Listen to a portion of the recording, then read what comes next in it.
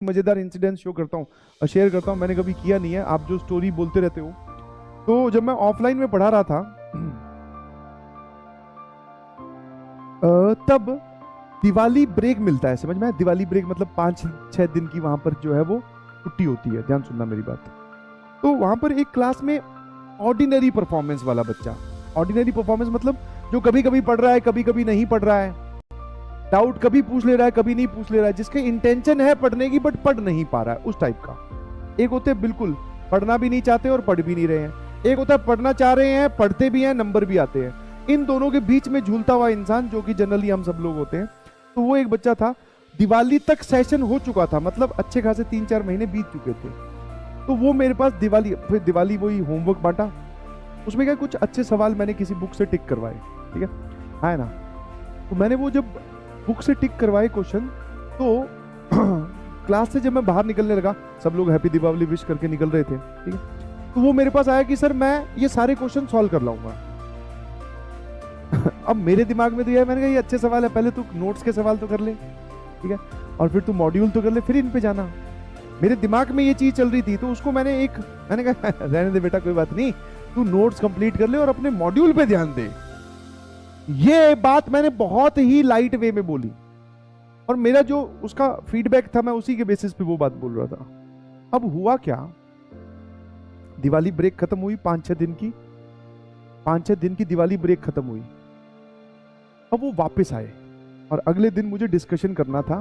तो मैंने क्या किया, उन बच्चों को थोड़ा जल्दी बुला लिया। लेट से 3 बजे क्लास स्टार्ट होती है, तो मैंने 2:30 बजे बुला लिया, और ये एक ग्रुप बना हुआ था व्हाट्सएप का, उस पर सर्कुलेट की थी ये बात। तो वो बात उसने भी पढ़ी कि भैया दिवाली होमवर्क का डिस्कशन हो रहा है और अच्छे सवाल थे वो, तो वो भी आ गया। मैंने वहां बैठे हुए को देखकर मैंने कहा तू यहाँ क्या कर रहा है बेटा? अच्छा, मेरी ऐसी हिम्मत, ऑब्वियसली वो थोड़ा ऑफेंडेड फील करेगा। मैंने बोला बेटा आप यहाँ कैसे? बोले सर होमवर्क कंप्लीट है। मेरे दिमाग में फिर दूसरा थॉट, मैं कहा ये पक्का कहीं से चीटिंग मार के लाया, क्योंकि जनरली बच्चे जो है वो पढ़ाई टीचर्स को इंप्रेस करने के लिए चक्कर में भी करते हैं, ताकि मैं उनके गुड बुक्स में आ जाऊं। तो उसने मुझे बोला कि सर मैं होमवर्क करके आऊँ। मेरा यही था, वो आगे आगे बैठा था। मैंने कहा सॉल्व किया, बता, मतलब मैं ऐसे चेक करता हूँ होमवर्क की, भैया तूने चाहे किसी से देख के लिखा है नहीं लिखा है, मुझे नहीं उससे फर्क पड़ता, पर हाँ कोई सवाल अगर तुझसे सॉल्व हो गया मतलब वो तुझे आता है, तो मैं जब तुझे पूछूं तो तू उसको एक्सप्लेन कर सके। बोले हाँ सर। भाई साहब करीबन मैंने 60 या 70 सवाल दिए होंगे, उसमें से उसने 50 कर रखे थे।